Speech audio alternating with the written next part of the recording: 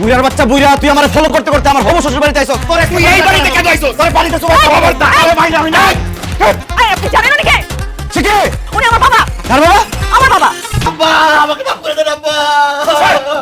আব্বা আমাকে মাফ করে দেন, আমার ভুলে গেছে আব্বা। আব্বা বিশ্বাস করেন আমি আপনাকে চিনতে পারি নাই আব্বা। আমি আপনার মেয়েকে অনেক ভালোবাসি, আমি ওকে বিয়ে করতে চাই, ওকে ছাড়া আমি বাঁচবো না। তোর বাইরে থাকতে কে বলছে? আমার মেয়ে তো দূরের কথা, আমার বাড়ির গরু ছাগলের সাথে তোর বিয়ে দেবো না। বাইরে হতি আমার বাড়ি থেকে। আবার কি হয়েছে, এরকম ঝগড়া করতেছো কেন? তোমরা কি দুজন দুজনকে আগে থেকে চেনো? আরে আমি বলছিলাম না তোরে, ওই যে একটা বেয়াদব আমার পানিতে ধাক্কা মেরে ফেলা দিচ্ছে, এই সেই ছেলে।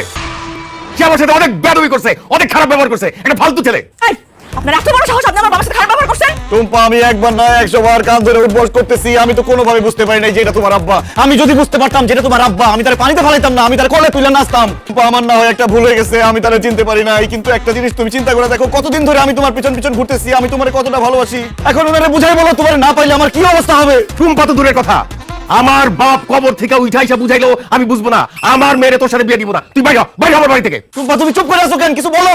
আমার আব্বার কথা আমার কথা। আমার আব্বা যেহেতু আপনাকে বলছে বাড়ি থেকে বের হয়ে যেতে, আপনি এক্ষুনি এই মুহূর্তে এই বাড়ি থেকে বের হয়ে যাবেন। যান, বের হয়ে যান।